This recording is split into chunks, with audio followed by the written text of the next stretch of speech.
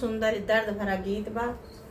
बेटी के गवन हो। पहले जब बिटिया गवन जात रहा तो गवन गीत गाए जात रहा, लेकिन अब जात ना। अब तो शादी विदाई हो तो गवन गीत कहाँ गाई जाए, समय ना मिल पावत। और आप लोग सुने, बहुत सुंदर दर्द भरा गवन गीत बा, बहुत पुरान हो। हमारे भाभी बहुत गावत रही, यह समय ना बाटी। तो ये गीत बहुत अच्छा बा, लेकिन आप लोग जरूर सुने। कमेंट कर दीजिए अच्छा लगे तो, और शेयर कर दीजिए, सब्सक्राइब कर दीजिए, लाइक कर दीजिए।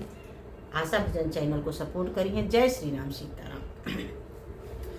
घोड़वा के ऊपर दूल्हे रामा, डाड़िया दूल्हिना देई।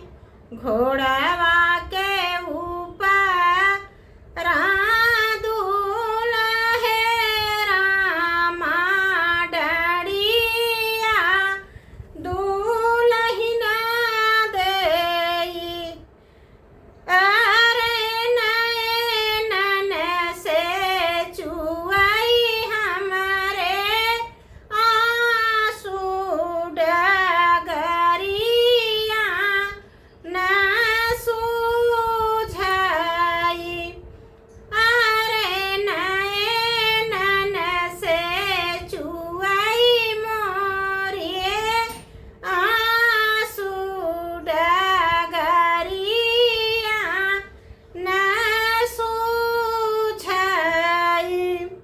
घोड़वा के ऊपर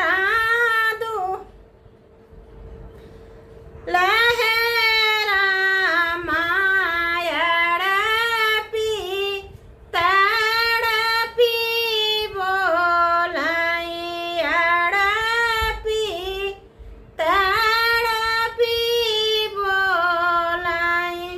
धन चला चली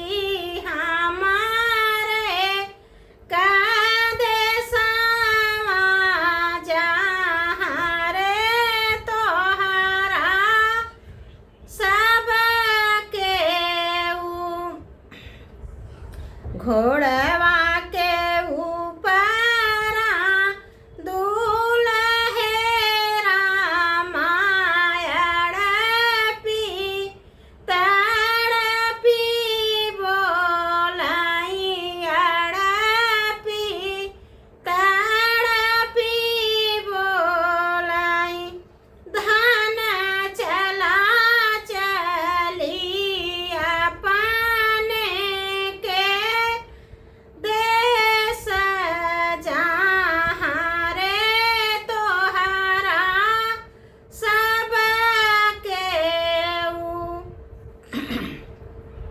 किया धन आई सुधी माई तकिया सुधी बाबा आई।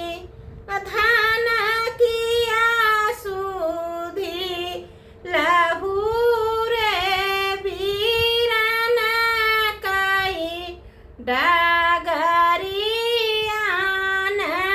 सूझई। किया धन सुधी आई माई तकिया सुधी बाबा आई। अरे धन किया सुधी लहू रे वीरन कई, डगरिया न सूझई। नाही सुधी आई पिया माई त नाही सुधी बाबा आई, नाही सुधी बाबा आई। धन नाही सुधी लहू रे नाही